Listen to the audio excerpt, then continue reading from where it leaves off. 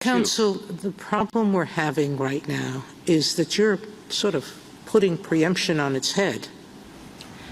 The whole purpose of preemption is to say that if the state passes a law that violates federal law, the state law is no longer effective.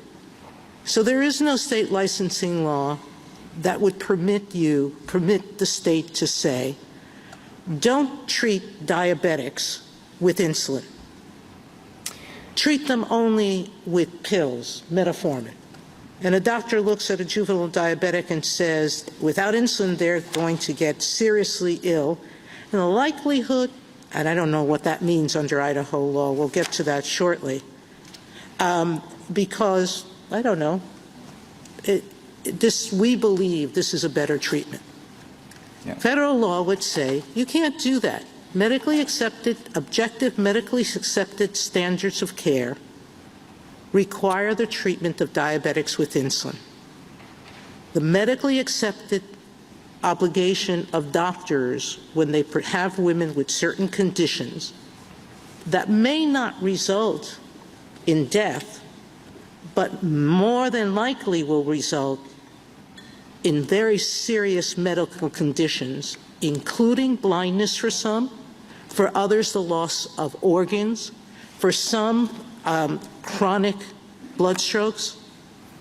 Idaho is saying, unless the doctor can say in good faith that this person's death is likely, as opposed to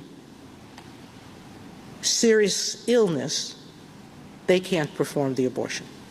So I don't know your argument about state licensing law, because this is what this law does. It tells states your licensing laws can't take out objective medical conditions that could save a person from serious injury or death. Yeah, I think there are two crucial responses to your point. Let me begin with the preemption point. Subdivision F and Section 1395 actually are telling HHS, the federal government, and courts just the opposite, that you No, it's saying you can't preempt unless there's a direct conflict. If objective medical care requires you to treat women who present the potential of serious medical complications, and the abortion is the only thing that can prevent that, you have to do it. No. Idaho law says the doctor has to determine not that there's merely a serious medical condition, but that the person will die. Yeah. That's a huge difference, counsel. We agree that there is daylight between how the administration is reading EMTALA and what Idaho's Defensive Life Act permits. We agree that there's a controversy here, but what I'm saying is that— No, there's more than a controversy. Because what you're saying to us is if EMTALA doesn't have preemptive force, then not just Idaho, it has a saving condition for abortions when it threatens a woman's life.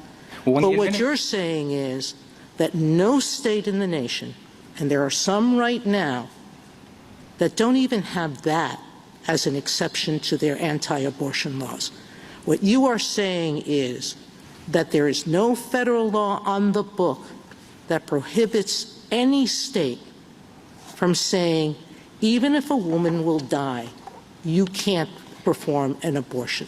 Your Honor, I know of no state that does not include a life-saving exception. But secondly, some have been debating it at least. And if I find one, but your theory of this case leads to that conclusion. I think our point is that EMTALA doesn't address that very— Your theory— Could I hear your answer? Yeah.